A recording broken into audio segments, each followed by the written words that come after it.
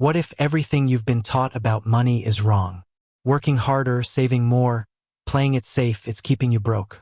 The truth is, wealth isn't about luck or effort. It's about how you think. Most people are stuck in a cycle of bad money habits, and they don't even know it. But here's the good news. You can break free. You can reprogram your mind for wealth and finally take control of your financial future. Ready to learn the secrets the rich don't want you to know? Let's get started. You've probably heard it 1,000 times. Work hard, and you'll succeed. But let's be real. If hard work alone guaranteed wealth, wouldn't construction workers and nurses be millionaires? The truth is, wealth isn't about grinding yourself into the ground. It's about how you think about money. A rich mindset doesn't obsess over the next paycheck. It's always scanning for opportunities, thinking long-term and asking, how can I make my money work for me? Meanwhile, a poor mindset clings to safety nets, focusing on short-term fixes like saving a few bucks here and there. It's not about working harder. It's about working smarter. Think about it.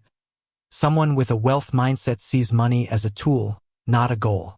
They're not afraid to invest in themselves, whether it's through education, mentorship, or even taking a calculated risk on a business idea.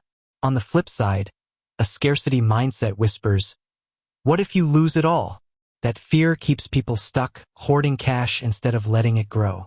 It's like planting seeds but never watering them because you're scared they won't sprout. The wealthy know that growth requires a little faith and a lot of strategy. Here's a practical example. Imagine two people with the same $1,000. One spends it on a new phone, thinking it'll make them happy. The other invests it in a course on financial psychology or stocks in a growing sector like renewable energy. Fast forward a year, and one person has a depreciating gadget while the other has knowledge or assets that could multiply their wealth. See the difference? It's not about how much you have, it's about how you use it. And that's where the real magic begins, leading us to the next critical piece of the puzzle.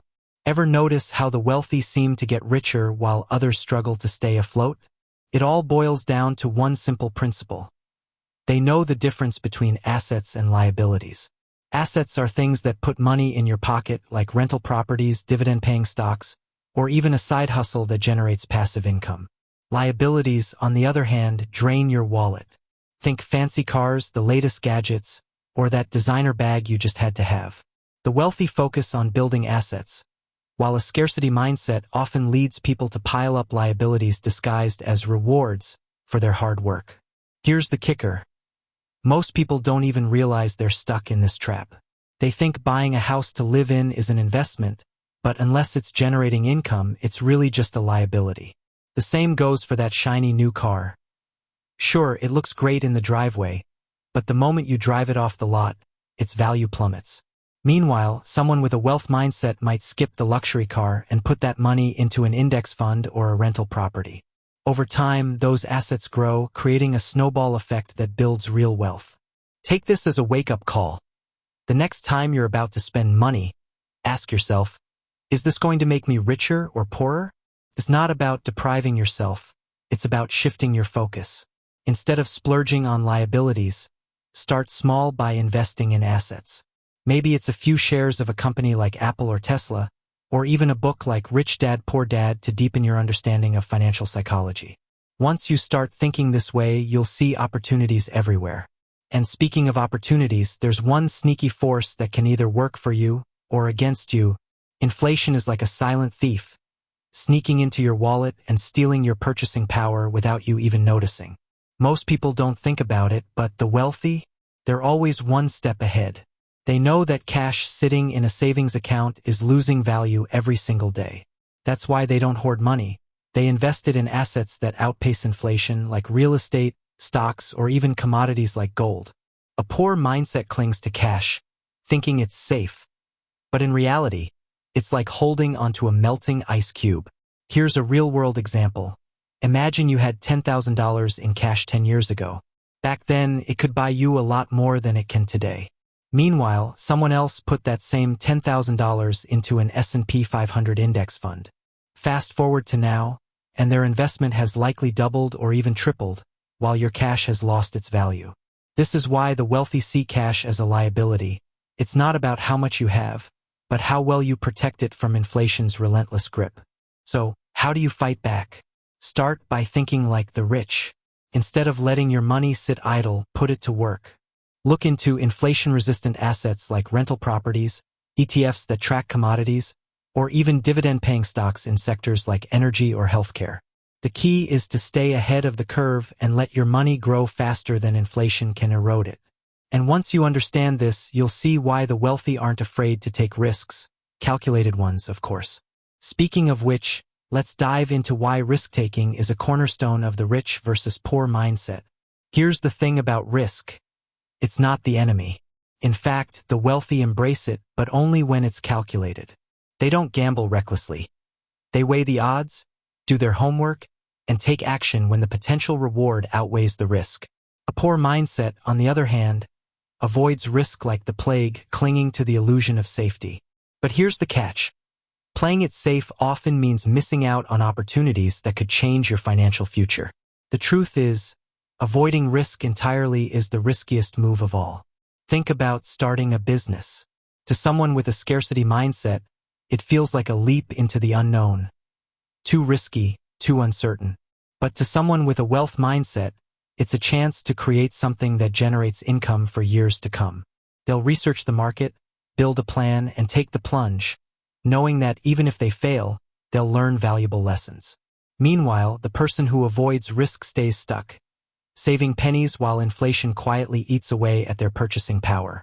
It's not about being fearless, it's about being strategic. Here's a practical example. Let's say you're considering investing in stocks. A poor mindset might say, "What if the market crashes?"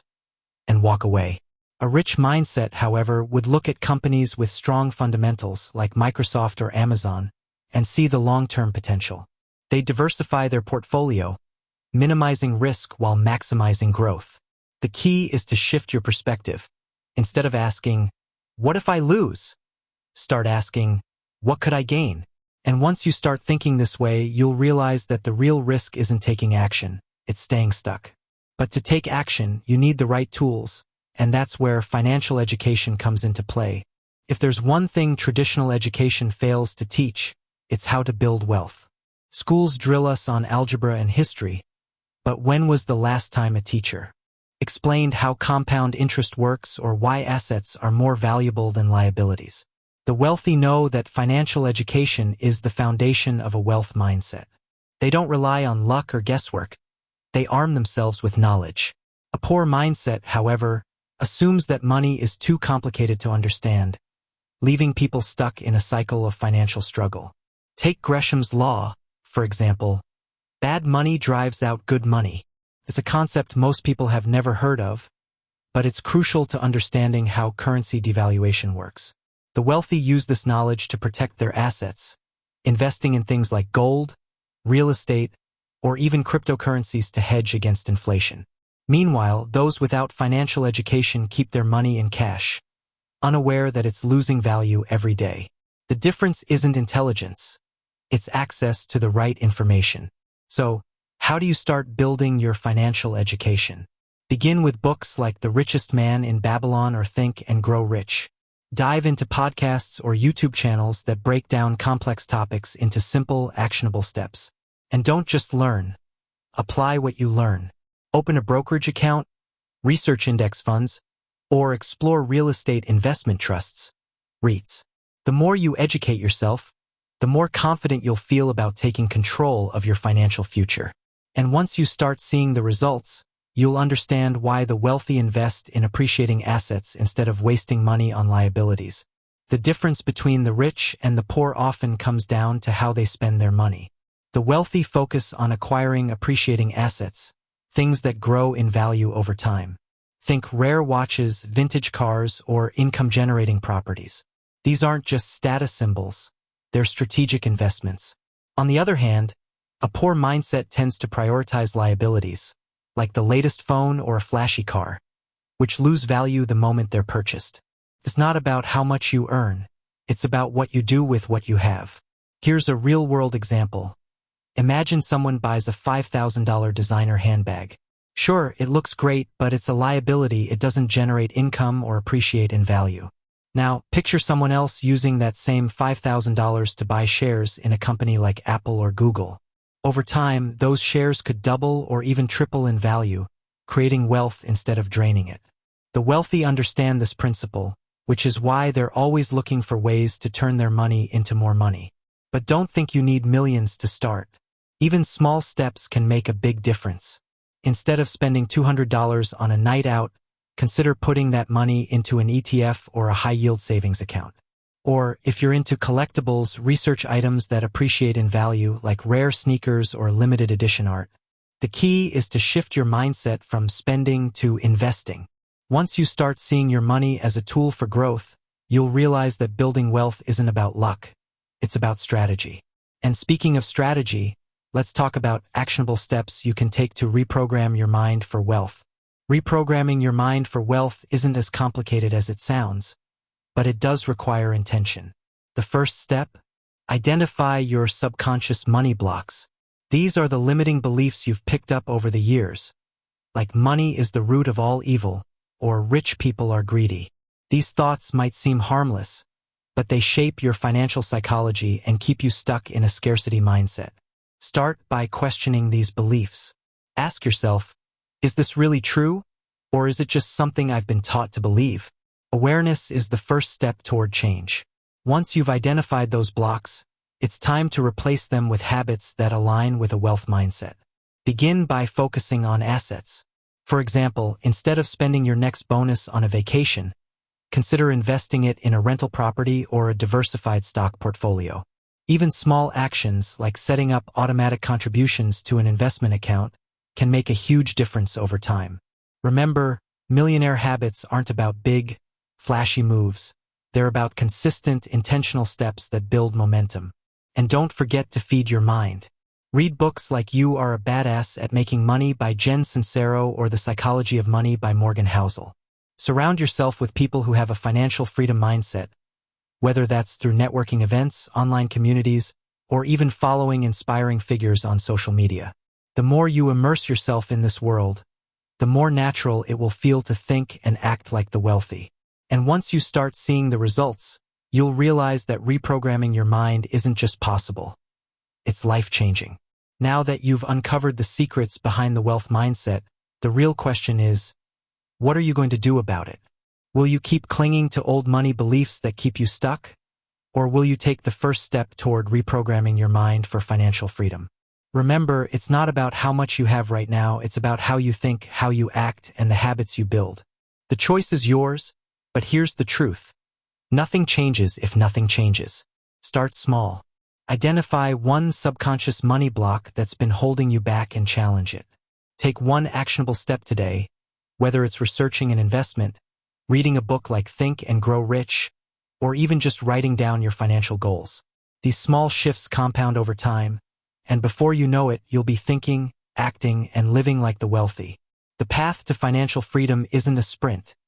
It's a series of intentional steps that anyone can take. And here's one more thing. Don't keep this knowledge to yourself. Share this content with your family and friends, because the more people who understand these principles, the more lives we can change together. If you're ready to keep learning, growing, and transforming your mindset, make sure to subscribe to this channel and turn on notifications. This is just the beginning of your journey to wealth, and there's so much more to discover. Let's build that millionaire mindset together, one step at a time.